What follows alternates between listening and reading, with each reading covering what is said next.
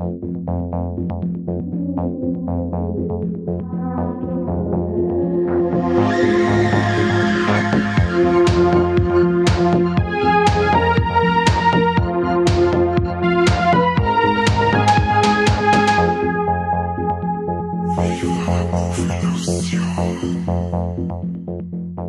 von Viva la Movilusion, hier ist Judge Carney. Ihr hört jetzt den besten Podcast der verdammten Erde. Mit Garant für nasse Schlüpfer und Hosenzelter. Hören auf eigene Gefahr. Ihr wurdet gewarnt. Mit dabei Judge Mike und Judge Corby. Seid ihr zwar bereit? Ja, Judge Carney. Sieht auch so aus. Ich bin bereit, wenn ihr es seid. Sehr schön, das freut mich. Und mein Mundwinkel geht voll nach unten. Alle zwei bei mir gehen so weit oben, dass Merkel sagt, wie machst du denn das? Ich krieg's nicht besser hier. Ich hab gedacht, wir reden jetzt die ganze Zeit so. Was ist denn jetzt schon wieder los? Ja, tu mal. Ich schaue aus wie der Handpuppen. Ja, vielleicht ist jetzt dem einen oder anderen schon aufgefallen, über was wir jetzt da drin werden, aber für die Schlaftabletten unter uns, darf die Schlaftabletten von uns drei, der Mike, eigentlich schnell sagen, über was wir reden. Warum bin ich die Schlaftabletten? Was ist denn? Wir haben in einer dystopischen Zukunft. Die Erde ist im Arsch. Und es feuern sie unglaublich viel Leid. Ich glaube, irgendwas war mit 800 Millionen Leid in Megacities und in so riesige Megabauten, in unserem Fall Peach Trees, ja, horten sie einen Haufen Leid zusammen. Da gibt's einen Notruf quasi und die Judges, die sind Richter und Polizisten, Henker, Geschworene, alles in einem. Die ruckern aus und wollen das Böse oder so schwere Jungs ausmerzen. Ja, und da verschluckt's quasi den Judge Dredd mit seinem Zivi nach Peach Trees und der soll quasi, wegen was soll denn da gleich nochmal hin, was ist denn der Auslöser? Ich hab's vergessen. Ich glaub, Drogen. Ein dreifacher Mord. So. Drei Kandidaten gehäutet und von dem 200. Stock abgeschmissen. Genau, weil da passiert nämlich so viel Kriminalitäten, dass ich schon nicht mehr gewusst habe, wegen was das eigentlich hingerufen werden. Genau, im Endeffekt Dreifachmord und die Judges ruckern nach Peach Trees aus und schauen, was da los ist. Dann wird Peach Trees rundum hermetisch abgeriegelt, weil das Ganze unter der Kontrolle von Mama ist, einer ganz groben Superverbrecherin und Drogendealerin. Und der Dredd kämpft sie jetzt quasi in bester Zwinker-Zwinker The Raid-Manier von ganz unten nach ganz oben durch, um überhaupt wieder rauszukommen. Genau. Ja, und die Mama zu richten. Ja, das sowieso. Er richtet eigentlich so ziemlich alle Leute in dem Hochhaus. Wie es der Bushido schon gesagt hat, vom Bordstein zur Skyline kämpft er sich, gell? Das hat er gesagt in dem Film. Und dann schickt er die Mama von der Skyline zum Bordstein zurück. Oh. Alter, ich bin richtig deep im Bushido-Shit. Aber du hast was Wichtiges vergessen, und zwar der Zivi, der hat eine bestimmte Fähigkeit. Ja, so wichtig finde ich das nicht, aber wenn du das so wichtig findest, dann verzeih bitte du, was da und ihre Fähigkeit ist. Fragst du, warum du die Schlaftabletten bei uns bist, wenn es dir mal wichtig ist. Das ist nicht so wichtig. Das ist echt nicht so wichtig, Alter, das ist eine saugeile Fähigkeit, ich hätte die auch gern. Ja, aber das, wenn ich jetzt die Handlung erkläre, wenn ich jetzt hinten den Klappentext lese von der Blu-ray, steht hinten drauf, ach ja, und der Zivi, der hat noch telekinetische, wie nennt man es? Telepathische Fähigkeiten. Und langsam darf es doch wissen, wenn einer von uns die Story umreißt, dann passt dann Corby nie, weil er möchte halt gerne, dass wir so ein Hörbuchformat sind und den ganzen Film praktisch nachsprechen. Ja, und? Ist das okay? So was fehlt denn noch, Corby? Was habe ich noch vergessen? Die fahren Motorrad und haben coole Waffen. Bei den Waffen, kann man nämlich per Sprachbefehl die Munition wechseln. Also das heißt, unter allen IT-Lern unter euch, da sind da ein paar coole Gimmicks drin. Der Zivi, wie schon gesagt, hat telepathische Kräfte. Und für den ist der ganze Trip mit dem Dredd ziemlich wichtig, weil dadurch sagt dann der Dredd, yo, der Zivi darf ausgelernt werden oder nicht. Gut. Mhm. Und wenn du schon vom Motorradl und von der Pistole schmerzt, dann nenn ihr einen Namen. Das Motorrad ist der Lawmaster und die Pistole ist der Lawgiver. Weil, auf was passiert denn das Ganze? Auf Recht und Ordnung. Na, auf was das basiert, der ganze Dread-Scheiß? Auf einem Comic halt. Ja, Mike, die kann man was fragen. Yeah. Die Schlaftablette wird gereicht zum Corby. Und ihr sagt, ja, keiner, das passiert auf dem Film mit dem Sylvester Stallone. Dann hau ich am Pfotzen voll. Auf alle Fälle, wo es der Film dem anderen Film mit dem Sylvester Stallone schon mal einiges voraus hat, ist der Helm. Oh ja. Und zwar tut der Carl Urban als Judge Dredd den Helm niemals verdammt nochmal runter. Sogar am Anfang, wo er noch keinen aufhat, sieht man nur im Schatten. Und das ist verdammt nochmal genau so, wie es in die Comics ist. Genau. Der Dredd war ja damals nur ein Randcharakter oder ein Charakter in der, weiß ich nicht, wie hat das geheißen? 2000 AD, oder? 2000 AD ist das Comic. Irgendwie so, genau. Britische Comic. Ich habe damals, wo der erste Film rausgekommen ist mit dem Sylvester Stallone, sind auch die Comics bei uns rausgekommen. Und da habe ich ein paar gehabt. Und ja, der tut den verdammten Helm nie runter. Es ist ja total egal, was der privat macht oder was, weil jeder Comic eigentlich darauf ausgelegt ist, auf die Arbeit vom Dredd, weil der im Endeffekt in seinem Leben nichts hat, außer ja für Recht und Ordnung zu sorgen. Und das ist auch gut so. Echt sind die 95er erst bei uns rausgekommen, die Comics? Ob die da zum ersten Mal rausgekommen sind, weiß ich nicht. Aber damals, wo der Film rausgekommen ist... Da hast du da nochmal geschnappt. Genau. So alt bin ich schon. Unglaublich. Die Comics gibt's ja bei uns jetzt schon, gibt's ja schon seit 1977. Und das, ich hab da nochmal ein bisschen gelesen, weil die Comics selber habe ich nicht gehabt. Das ist anscheinend immer so, das sind immer 5 so Storylines von verschiedenen Comic-Geschichten drinnen und der Dredd ist anscheinend, oder eine der bekanntesten und langlebigsten Geschichten, die ist, glaube ich, seit Ausgabe 2 werden die Judge Dredd-Geschichten da drin verzeiht. Und es ist so, wie der Mike gesagt hat, der nimmt sein scheiß Helm nie runter und beim Stallone war es sowieso gescheiter gewesen, wenn er seinen Helm auflassen hat. Aber der Urban hat er gesagt, er hat sich da so an die Comics orientiert, dass er auch während die Drehs, während die Pausen und so, ist er nicht aus der Rolle ausgegangen. Er war immer der Judge Dredd, er hat immer seinen Helm offen gehabt, er hat über keinen Spaß gelacht und keinen Witz nicht mitgemacht und einmal war einer, der hat irgendwie einen Witz gemacht, hat er verzeiht und alle haben gelacht und dann hat er ihm nur den Judge Dredd Look verpasst und sofort war er wieder Start. Also Carl Urban hat's geil durchgezogen und er wollte unbedingt das Motorrad, ein Lawmaster, wollte unbedingt selber fahren.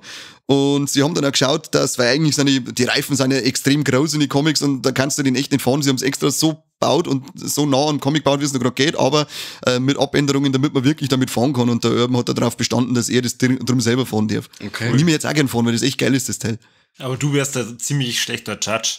Warum? Nur weil ihn jeden sofort richten wird. Ja, zum einen das und zum anderen, du lachst ja, also du bist ja so eine frohe Natur, du kannst das eigentlich keine 5 Minuten aushalten. Das stimmt auch wieder. Ich denke einfach ein bisschen über den ganzen Dummschiss nach, den den ganzen Tag im Internet liest, dann weiß ich sowieso auf 180 gehen, dann kann ich nicht umeinander chatschen. Hotshot. Was ich bei dem Film so dermaßen geil finde, das ist ähnlich wie bei dem letzten Mad Max Fury Road. Der Film erklärt da eigentlich nicht viel, eigentlich nur am Anfang, erzählt der Judge Dredd ein bisschen was und der Rest, wie das in der Welt abgeht, ist entweder selbsterklärend oder es muss sich einfach der Zuschauer selber seinen Reim draus machen. Und das finde ich total cool. Er macht nicht die ganze Zeit Exposition und das ist so und das ist hier und das ist da, sondern er schmeißt die einfach in das Setting ein. Die Welt ist ein richtiger Moloch. Es herrscht überall Chaos, Zerstörung, Gewalt, Kriminalität und in dem Ganzen hilft einfach nur faschistoides Polizeisystem, das wo dem Ganzen entgegenrückt und alles, was da sonst so Phase ist, muss sich der Zuschauer selber erkämpfen. Und das finde ich immer super cool. Ja. Das funktioniert ja richtig gut. Also es war eigentlich einzige Minuten dabei, wo ich mir gedacht habe, so, jetzt wird der Film aber langsam langweilig. Und das, obwohl er eben so wenig erklärt. Also ich kenne weder den Comic, nur die Verfilmung mit dem Stallone und muss echt sagen, wow, ich bin scheißfroh, dass ich diesen Dredd jetzt gesehen habe. War das eine Erstsichtung? Ja. War leck. Ja, schon. Der Kolb ist einfach wegen Intro, das wissen wir. Nein, ich mein, jetzt die Schlaftabletten-Chronik. Nein, du kannst ja, genauso wie es du sagst, du kannst ja, wenn du nichts über diesen Film weißt oder nichts über einen Comic oder was weiß ich, dir überhaupt nichts drüber vorstellen. Mhm. Und ich muss sagen, also ich hätte mir den wahrscheinlich so nicht unbedingt angeschaut, wenn wir halt nicht gesagt hätten, bitte anschauen zur Vorbereitung. Und dann habe ich mir gedacht, okay, mache ich. Und ich habe auch mit meiner Frau geschaut und auch die war absolut begeistert und ich muss sagen, wow, geil und Schande über mich, dass ich den jetzt erst gesehen habe. Voll. Da müssen wir kurz einschirmen, Mike, warum nehmen wir denn heute eigentlich eine Folge gerade über Dredd auf? Warum? Ja, warum haben wir denn gesagt, hey, jetzt ist doch gerade der passende Anlass dazu. Okay. Ja. Jetzt. Ich weiß nicht, du hast gesagt, schauen wir den an. Komm jetzt, los mich. Ja, der Dredd erfährt eine schöne Repack, sage ich jetzt mal, als Mediabook. und mit 3 verschiedenen limitierte Cover. Und auf das hier haben wir mir eben gesagt, weißt du was, den haben wir schon so lange nicht mehr gesehen, den hauen wir uns jetzt mal rein, den stellen wir uns rein und dann schmatzt wir drüber. Genau. Und ich muss ja sagen, der Kerl eigentlich jetzt ja mindestens einmal angeschaut und ich habe ihn seit dem Kino wirklich nur noch einmal dann gesehen und seitdem nimmer. Und ja, ich habe wieder riesig Spaß gehabt dabei. Ja, im Kino habe ich, glaube ich, sogar 2-mal gesehen. Und seitdem jetzt, glaube ich, was das 3. oder 4. Mal seitdem ich im Kino war, weil ich feiere den Stout. Das ist einer von meinen absoluten Lieblings-Actionfilme. Ja. Allein wegen dem, wie du schon sagst, der holt sich nicht mit irgendeinem scheiß Geplänkel auf, wo er meint, der muss da irgendwelche Charaktere oder sonst irgendwas nahe bringen. Ich habe sogar gelesen, ein bisschen so über Kritiken drüber gelesen und er hat ein weitestgehend, so mit so 8% wohlwollende Kritiken gekriegt. Und irgend so einer hat sich darüber beschwert, weil die Figuren, mit denen kann man sich nicht identifizieren. Ja, ich möchte mich doch auch gar nicht mit den Figuren identifizieren bei dem Film. Ich möchte genau das, was der Dredd da macht. Der soll eiskalt da durchrumpeln und es soll von der Früh bis auf Nacht nur scheppern und das tut's halt bei dem Film. Ich weiß nicht, was ich mir bei so einem Film, wenn ich den Trailer sehe, dann denke ich mir nicht, ich hätte mich aber schon mit dem Dredd identifizieren können, der dem Typen da mit der Hand, mit dem Handball einen Kugel einschlägt. Das war genau die Person. Sagen wir es ja so. Er ist auf alle Fälle kein sympathischer Charakter, aber das da jetzt zum Beispiel auch nicht vom Snake Plissken aus Escape from New York Song. Es sind halt einfach coole Ich schon, weil der hat immer gute Hosen noch. Das stimmt auf alle Fälle. Und die Frisur der Fokuhila passt auch immer. Und ja, das sind halt einfach coole Charaktere, denen folgt man einfach gern. Sie müssen nicht sympathisch sein, aber sie teilen anständig aus und sie tun verdammt nochmal das für das, was da sind, aufräumen. Und abgesehen davon, die Anderson, also die Judge Anderson, die er da dabei hat, die Telepathenfrau, die finde ich zum Beispiel sehr sympathisch, die mag ich recht gern. Voll. Die spielt das auch recht sympathisch, der unsicheres Auftreten am Anfang und wie sie sich dann doch wandelt, die war für mich, also jetzt sagen wir so von der Figurenentwicklung her, in Anführungszeichen, weil viele Figurenentwicklung jetzt noch nicht finden, Mann. Aber die macht zumindest einen kleinen Funken mit und der macht es noch sympathischer, als sie für mich von Anfang an schon war. Ja, genau. Muss ich da absolut zustimmen. Ausnahmsweise mal. Ja, und er ist halt optisch, ist das Ding halt ein Highlight. Jetzt ist er 2012, wann ist er rausgekommen, also bald hat er seinen 10. Geburtstag und der schaut halt immer nur richtig geil aus. Die Effekte, die sind nicht perfekt, aber sie passen zu dem ganzen dreckigen Setting, finde ich. Und was halt einfach hervorhebt, sind die Sequenzen, wenn sie die Typen, es geht halt auch um eine Droge, die nennen sie Slow-Mo, und wenn man sie die einballert, dann läuft halt alles in Zeitlupe ab und die Sequenzen werden halt dann auch in Zeitlupe dargestellt und alles glitzert und ist leicht verschwommen und denkt so, die Szene, wenn er dann die Tür eintritt und die Typen da drin über die überrotzt in Zeitlupe, boah, lecker, das ist so geil zum Anschauen, dass du einfach nur mit zurücklaufen lassen musst, dann möchtest du es nochmal anschauen, wie Leute aufs Gesicht geschossen wird. Aber das geht so langsam, da kannst du ewig hinschauen, wenn es dem einer das Gesicht zerreißt und so ja, oder im Bauch eine und dann platzt es auf. Ja, stimmt, das ist schon ziemlich geil. Und es schaut halt richtig kreislig aus. Und er geizt halt wirklich nicht mit Schauwerte. Also er ist halt so richtig geil, er ist dreckig, und er ist voll brutal und holt halt auch drauf. Das, was man sich halt oft bei Actionfilmen wieder mal wünscht, dass er einfach das sagt, jetzt halt doch, da steht die Kamera und Sekunden drauf, du Pisser, denkst du. Und beim Dredd denkst du, wenn du die Kamera wegnimmst, oh, ja, lasst's drauf, jawohl. Ich sag grad da, die gehäuteten Typen, wenn die alle am Boden aufklatschen. und dann sagt man später auch nochmal ein paar kurze Ausschnitte, wie es gehäutet werden. Also er weiß, was sein Milieu und Zuschauer gern sagt und das gibt er ja auch vollumfänglich, finde ich. Ja, und die Action ist halt einfach bodenständig. Das ist einfach wieder das, was ich total mag. Einfach die Kamera verdammt nochmal hingestellt und dann einmal eine Szene von ein paar Sekunden durchdreht und dann einfach einmal ein paar Action-Szenen zeigen, wo auch der Hauptdarsteller was leisten muss. Gut, der Dredd ist jetzt nicht unbedingt ein Martial-Arts-Kämpfer, der wo rumspringt, der ist halt einfach ein richtig stoischer Panzer, der wurde durch den Film durchmarschiert. Aber wenn er dann, wenn es zu Gefechte kommt, die Kamera wird hingestellt, es wird einfach gekämpft, es wird geschossen und das Ganze nicht mit 100.000 Schnitte total versaut. Und das Ganze passt einfach zu dem ganzen Bodenständigen, das der Film hat. Das sage ich ja. Und ich finde, die Brutalität ist nie so richtig drüber. Also es geht nie irgendwie so über, dass man jetzt sagt, okay, jetzt wollten sie das einfach nur irgendwie widerlich oder ekelhaft darstellen, sondern ich finde, es ist genau richtig. Ja, das ist wie in einem Paul Verhoeven-Film. Es ist einfach, wo Gewalt passiert, musst du einfach sehen, wie Gewalt dann ausschaut. Wenn Sex passiert, musst du sehen, wie Sex einfach ausschaut, weil das einfach so ist. Und das ist bei dem Film einfach so. Wenn ich auf jemanden schießt, dann hat er halt ein Loch drin. Gewalt ist nie was Schönes. Gerade jetzt in dem Fall, wenn es da lauter so miese Typen an den Kragen geht, dann sagst du, ja gut, na, und gib ihm, auf geht's. Und der ist auch so wunderbar zynisch, weißt du? Ja. Also die Szene mit dem Chinesen bei dem Riesentor, das wo zugeht dann, wo er sagt, er darf da nicht sitzen und so, und sonst wird er verwarnt. Oder er nimmt eine kleine mit oder ISO-Haft, genau. Vagabundieren, welche Strafe steht da drauf? Rookie nennt er so, oder? Ja, genau. Und dann spatzt den. Weißt du, das ist so richtig zynischer, mieser Humor ist das. Das finde ich super. Echt Das ist geil. einfach denkst, was soll denn das jetzt gerade wieder? Hat's das jetzt wieder braucht, das sitzt doch nicht da. Da gibt's aber auch diese Anfangssequenz, wo sie ja dann in dem, was ist das, irgendein Einkaufszentrum oder so, Ja. die Schießerei haben, wo du halt dann siehst, er hält praktisch ja diese Bösen auf in ihrem Van und einer von den Bösen läuft halt dann in das Einkaufszentrum und schießt sie erstmal durch. Und er geht halt dann, naja, ist nicht extrem schnell, aber er geht halt schon hinterher und du siehst halt dann überall diese Leichen. Und er zählt dann nur noch auf, ja, da liegt eine Leiche, da und da und da. Und nachdem er halt dann den Basen Erfolg gemacht hat, sieht man halt dann einfach nur, wie selbstverständlich eigentlich mehr oder weniger der sauber gemacht wird.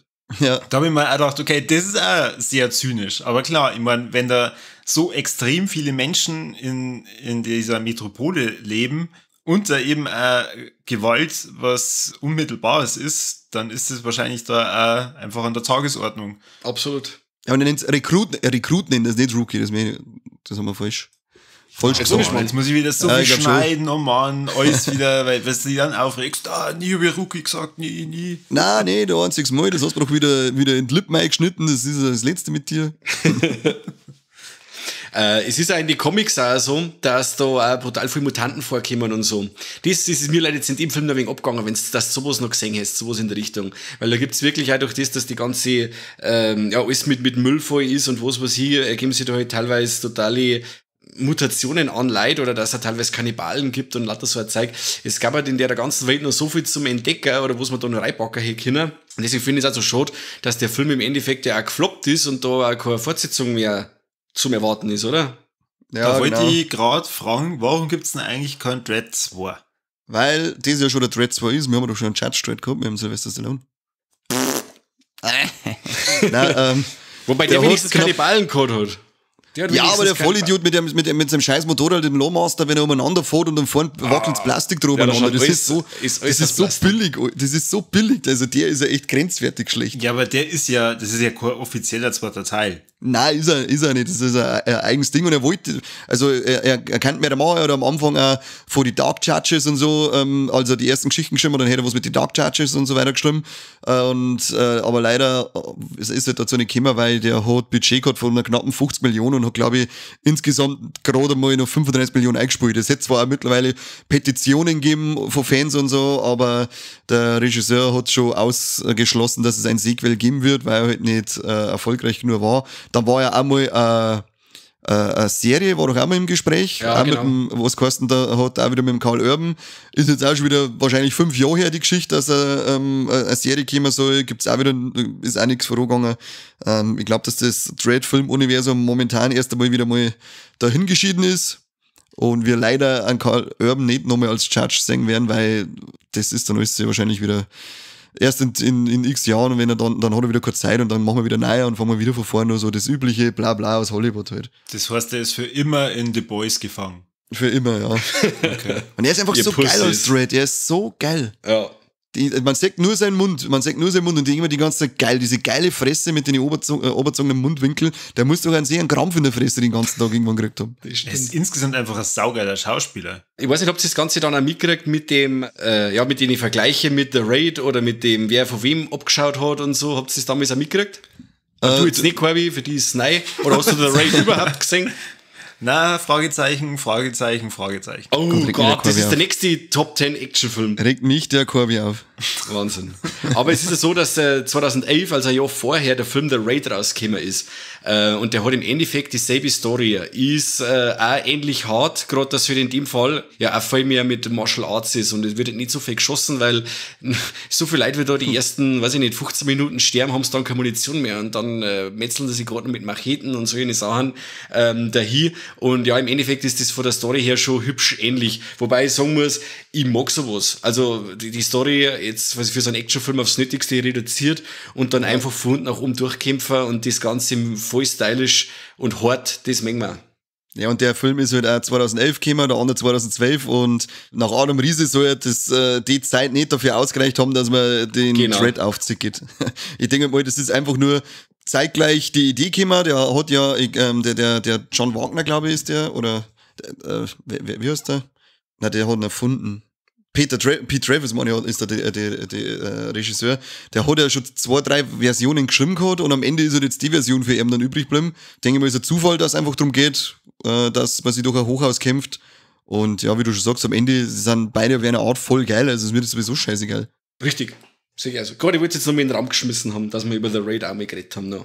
Ja, der muss sowieso mal eine eigene Folge kriegen. Oh ja. Vor allem Corby, den musst du unbedingt anschauen. Was ist mit dir los? Vor allem der zweite Teil, der schießt alles ab. Ich mir fast so weit gehe. Ich lehne mich jetzt ganz weit raus. Aber The Raid 2 ist der beste Actionfilm, der je gemacht worden ist. Mit Abstand. Okay. Nur besser also, wie Stirb langsam. Ach, geh weiter. Da kann das Stirb langsam sauber scheißen. Da kann der John McClane über seine Glasschirme spazieren. Das ist ein Witz dagegen. Also wirklich The Raid 2 unbedingt anschauen. Okay. Riesenbrett. Na, passt. Ich schreibe mal ganz langsam mit. Okay, The Raid angucken. So, aber jetzt können wir, jetzt haben wir gleich tippen, weil schauen wir, wie man The Raid schreibt. Jetzt kann man ja nur mal ein bisschen über Dread reden, über den Film. Mike, was hast du gegen den Azubi? Oh, gegen den habe ich nichts. Aber ich habe den falsch betitelten Rookie. Den Rookie. Ich habe jetzt da eigentlich nichts dagegen, nur ich habe jetzt die nicht so wichtig erachtet, wenn ich nur den Plot eigentlich kurz umreiß. Aber an sich ist das natürlich, sie bringt die Story an sich schon weiter, weil ja sie auf Sachen kommt. Wenn sie einen berührt, dann weiß sie, was der denkt oder was der gerade oder was der in seiner Vergangenheit gemacht hat. Und das ist natürlich für den Film schon total interessant, wenn man dann sagt, okay, sie berührt da den Schwarzen und der heißt, der hat die Typen gehäutet und aus dem 85. Stockwerk vom Nakatomi Plaza, Entschuldigung, von Peach Trees geschmissen. Aber jetzt stell dir mal vor, den Film ohne sie. Macht's das dann besser? Ich finde nicht. Nein, null. Nein, ich bin ja auch konform mit der Frau. Das ist ja alles gut. Und wie gesagt, wie der Kani schon gesagt hat, ich finde die auch super, so wie es gecastet ist, weil die so einen zerbrechlichen Eindruck macht. Und sie wächst ja dann auch. Sie ist ja, glaube ich, eine von den wenigen, die wo in dem Film überhaupt ein bisschen eine Charakterzeichnung haben. Ja. Und sie wird dann auch so hart die Sau, wenn es dann heißt, okay, der hat einen Judge angegriffen, darauf steht die Todesstrafe. Sie hadert dann noch, aber dann bläst sie ihm halt den Kopf weg, weil sie muss, sonst geht sie in dem ganzen System unter, dann wird's kein Cop. Und wer weiß, was man dann als Frau in der Welt von Megacity sonst noch alles machen kann. Keine Ahnung. Und sie muss das einfach machen. Am Ende muss man Leichen putzen.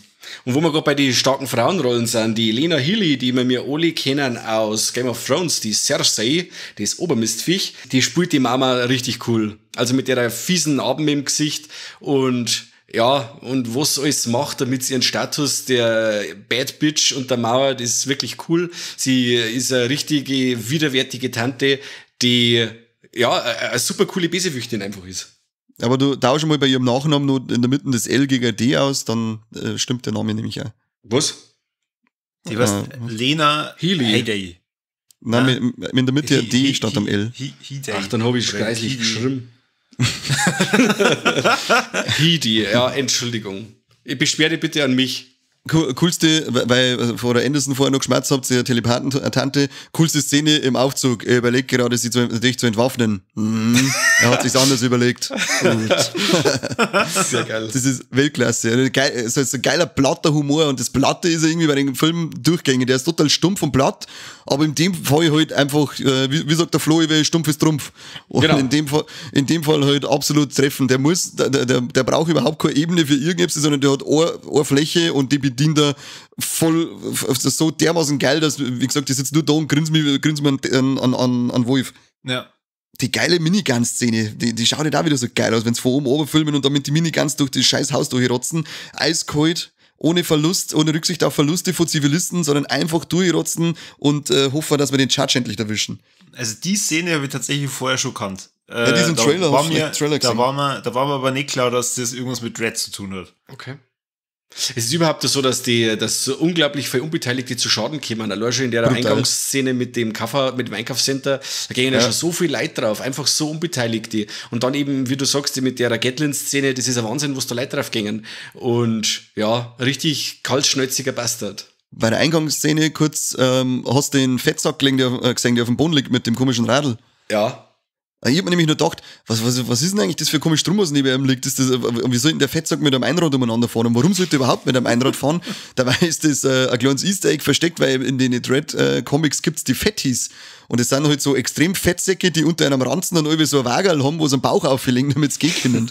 Und da hätte ich noch was. Und zwar war das in den Comics immer ganz lustig. Und zwar sitzt einer von den Fettis am Strand und dann hat er eine Tafel neben sich und dann heißt es quasi, sitz in meinem Schatten für $5 pro Stunde. Und dann siehst du quasi eben, da brennt die Sonne runter und der sitzt aufrecht so am Strand und die Sonne brennt runter und hinter ihm 20 Leute, die wo sie in seinem Schatten irgendwie vor der Sonne verstecken. Fand ich ganz spaßig. War ein Ziel für uns, oder? Voll geil. Ich bin schon dabei. Ich trinke noch mal von meinem Gösser. Ja, ja. Aber wo ist bei uns der nächste Strand? In Nordsee halt dann, fahren wir rauf. Oder der Moosandelweiher. Am Scheiß-Heiselweiher. Moosandelweiher, super. Was ist mit dir?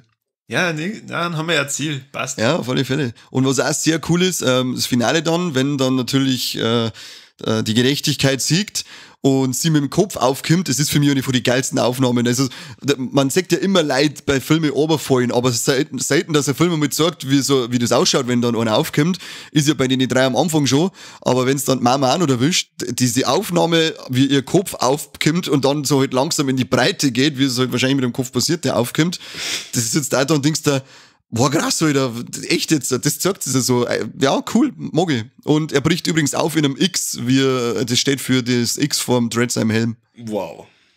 Wieder was gelernt. Ja, voll die Head Explosion. Das stimmt. Ach, das haben wir damals angeschaut und haben wir gedacht, boah, leck, krass, echt jetzt, da holt man jetzt auch noch voll drauf und sagen wir das von unten, als war man der Boden, der sich das anschauen darf. Stark. Geil. Der Film war auch noch in 3D im Kino, oder? Habt ihr den dann auch in 3D entsprechend gesehen? Ja, und es war einer der wenigen, die ein gutes 3D gehabt haben. Okay. Vor allem die Zeitlupenszenen sind geil gekommen in 3D. Ja, weil das 3D meistens bei den Schnitte eben, ein kurzes Beispiel war damals der zweite Captain America, da waren die Action-Szenen so schnell, dass ich mit dem 3D, da kommst du nicht mit. Und durch das, dass der Dread ja eben also bodenständig ist, war halt das einmal ein Film, wo das 3D Spaß gemacht hat. Das hat sich richtig entfalten können, wo das Hirn auch noch mitgekommen ist zum Verarbeiten. Ja, weil das war mit der Story schon Vollgas überlasst, aber dann sollte auch noch das 3D verarbeiten, das war unglaublich, das geht voll auf die Nerven. Haben sie denn dann extra dafür dieses Slow-Mo eingeführt oder gibt es das auch in die Comics?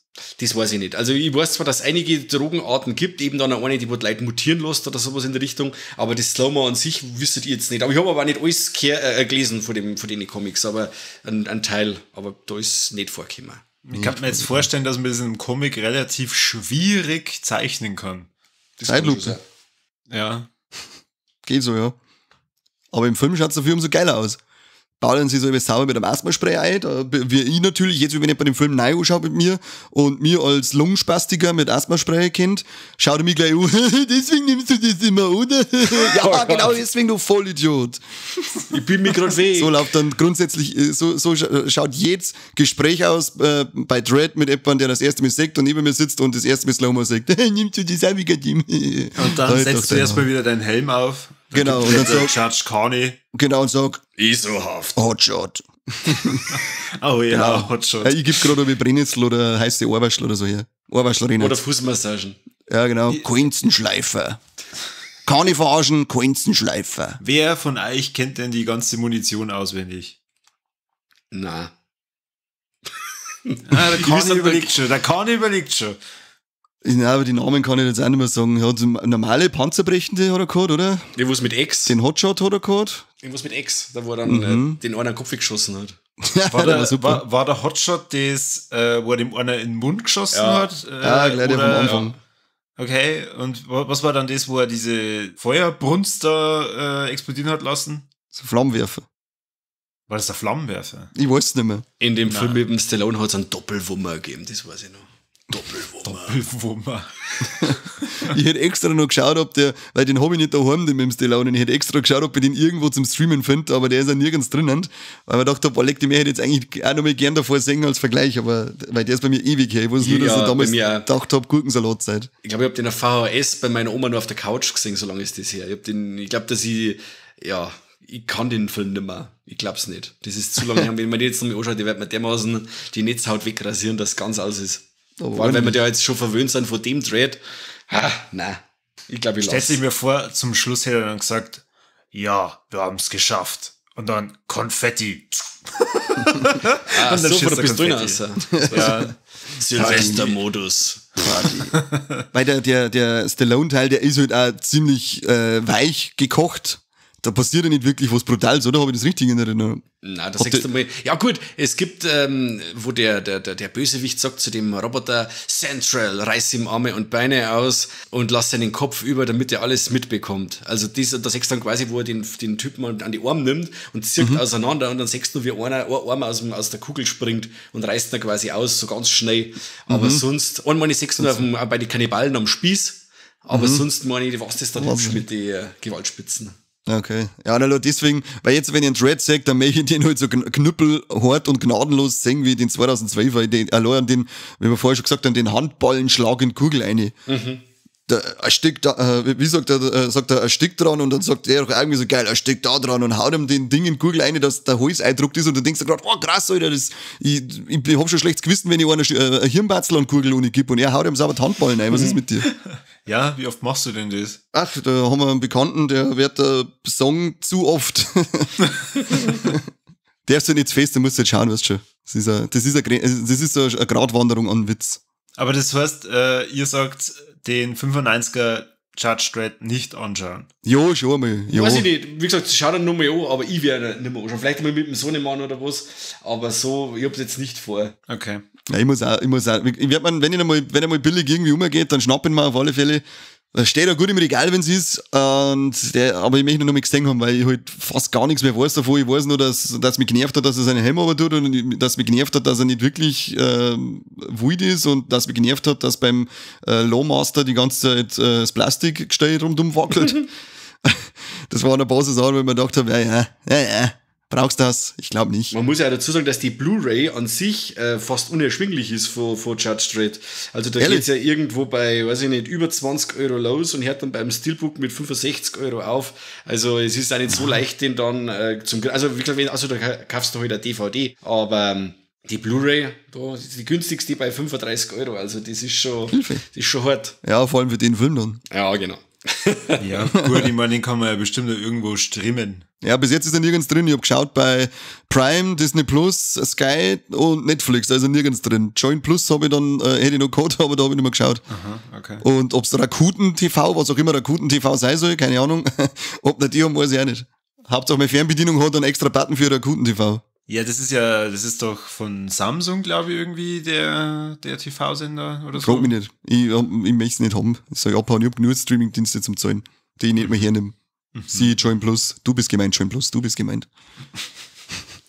Jetzt habe ich gedacht, du sagst Sky.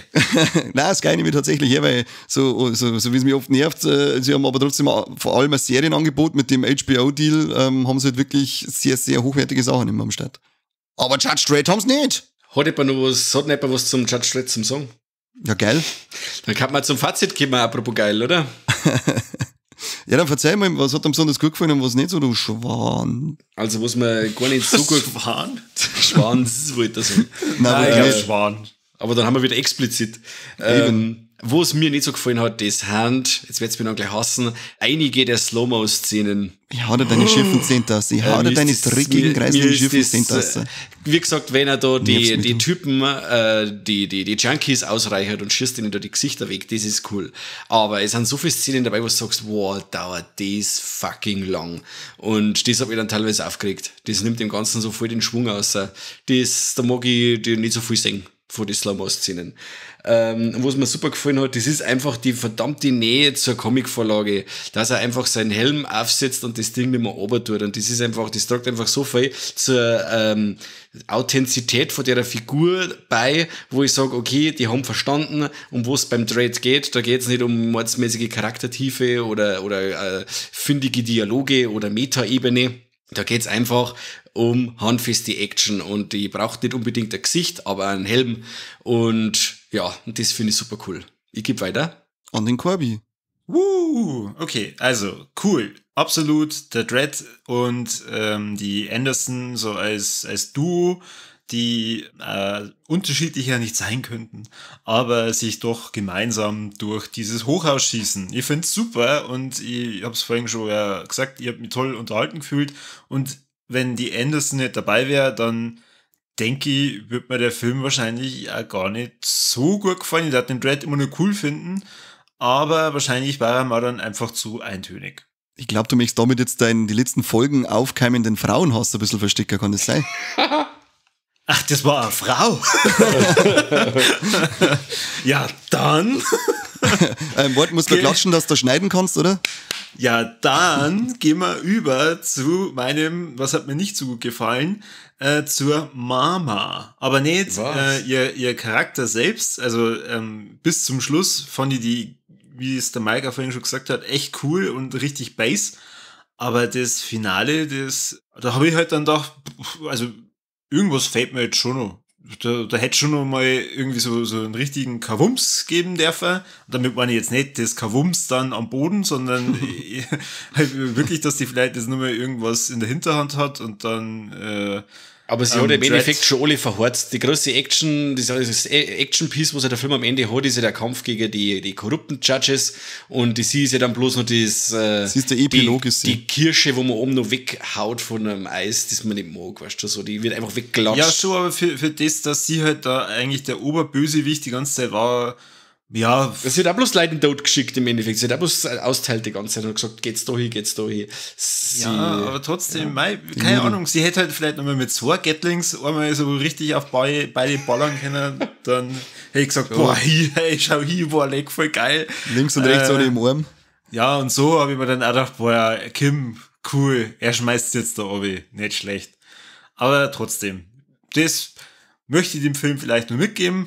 Eventuell hätte man dann das Budget wieder eingespielt, aber ich glaube ja, genau, da hätte man das Budget eingespielt. Jetzt hätte ich dir gerne eine mitgeben. Das ist halt einfach das Problem wahrscheinlich, das weltweit existiert, dass wenn du einen FSK 18 Film rausbringst, dir ja schwer tust, dass du das wieder einspulst.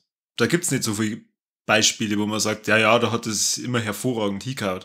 Also du nimmst jetzt irgendwie Saw, aber da war jetzt der erste auch nicht so, dass du halt dann sagst, die Gewaltspitzen waren so extrem hoch. Ja, der hat ein geringes Budget gehabt. Ja. Das kommt auch noch dazu. Ja. Und Carney, wie schaut's bei dir aus? Judge Carney. Was mir besonders gut gefällt, ist Karl Urban als Dredd. Der ist einfach so geil. Selten eine Figur, die so wenig eigentlich schauspielern muss. In Anführungszeichen, was Mimik und so angeht, aber so geil umkommt, dass er die ganze Zeit mir nur frei, wenn er durchs Battle geht und einfach nur grantig schaut. Finde ich geil, feiert die ganze Zeit. Und ja, was ich am auch gereiht, das fällt mir echt schwer, weil es so einer von meinen absoluten Lieblings-Action-Filme ist. Aber dann gereiht ich an, dass er zu viel Budget verballert hat und dadurch nicht ins Plus eingefallen ist und dadurch keine Fortsetzungen nach sich ziehen kann. Bam! Ja, und dass die ganzen Requisiten bei eBay verkauft worden sind, dass ja auch kein zweiter Teil mehr gekommen. Ja, genau. Dreckschweine. What? Aber echt? Sowas macht man? Ja, kannst oft. Du kannst oft Requisiten auf eBay kaufen, aber das ist für so unglaublich viel Geld, dass ich sage, ja, nein. Ja, auch bei Ash vs. Evil Dead, wo es geheißen hat, nach der 3. Staffel wird die Serie eingestellt, haben auch unglaublich viele Requisiten dann bei eBay USA gelandet und dann versteigert worden. Uniformen von Orks und Elben und so weiter, und das habe ich mir dann einmal angeschaut. Alter, da bist du, ich glaube, unter 10.000 Euro hast du da so gut wie nichts gekriegt. Ja. Aber Herr der Ringe war auch so ein Krampf, den haben sie noch im 3. Teil eingestellt, gell? Ja, das war echt dumm. Mike mit seinem Blödsinn, der Podcast, die Folge war jetzt immer richtig ernst gewesen, richtig geistreich, ohne Blödschiss, und dann kommst du mit so einem Scheißtrick daher. Ja, aber deswegen wolltest du mir doch immer dabei haben. Dann sag mal lieber mal, ob wir Titten singen. Na. Singen wir Trompeten? Nein.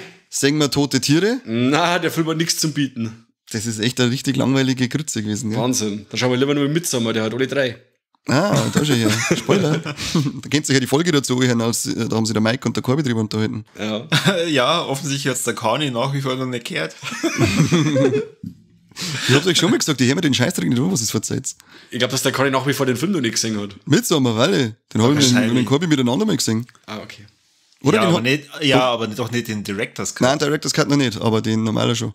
Ja, der Director's Cut macht alles anders. Ah, okay, ja.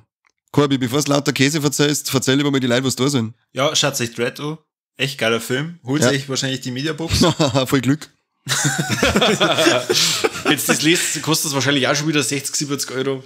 Mhm. Wenn du das Herz ja, meinst. aber ich meine, zur jetzigen Zeit, was macht man sonst mit seinem Geld? Ja. Na, ansonsten, ihr dürft wie immer abonnieren, Glocke drücken, Rezessionen schreiben, nur positive in Klammern. Schreibt uns in die Kommentare, was hättet ihr noch gern von uns gehört, was so fast 10 Jahre alt ist, wo sie sagt, boah, wetten, da erwischen wir wieder den dummen Corby, der hat den Film noch gar nicht gesehen, kann wahrscheinlich die Hälfte von dem Film nicht einmal richtig kapieren oder erklären. So, das ist ja das, was mir immer wieder vorgeworfen wird vom Judge Carney. Oh ja, gibt es jetzt bald einmal einen Hotshot. Keinen Shot kriegst du. Ansonsten sage ich schon mal vielen Dank und übergebe noch an den Mike. Ja, erst einmal möchte ich noch einhaken, bevor du Leute verzeihst, dass sie uns irgendwelche Filme empfehlen sollen. Der Markus Frick hat uns auf Facebook schon lange Filme empfohlen, die er sich wünschen hat, und die sollen wir halt dann erst einmal in Angriff nehmen, sonst wird's zu viel. Das stimmt. Und da es da um einen sehr berühmten Italiener geht, bin ich da sehr gern dabei. Und das müssen wir uns dann durchziehen. Und der Corby schaut noch der Raid 1 und 2 und dann ziehen wir die auch noch mit durch. Genau. Das ist der Adriano Gelantano. Ja. Na, Lucio Fulci. Ach so. Jetzt habe ich schon gedacht, wir reden dann über Gib dem Affen Zucker. Der war auch nicht schlecht, der ist nicht schlecht. Aber ich weiß nicht, ob der in unser Format da jetzt so einer passt. Doch, der passt überall rein. Passt nicht rein, aber wo es reinpasst, wo es jetzt halt reinpasst, wird unser Schlusswort. Und zwar, Viva la Movilusion, 800 Millionen Menschen hören diesen Podcast und er ist die einzige Instanz, die hier für Geilheit sorgt. Bam. Ich hoffe, dass irgendjemand bei dem Film gesehen hat und weiß, dass unser Intro und Outro jetzt halt angelehnt waren, die ersten und letzten Worte vom Trade.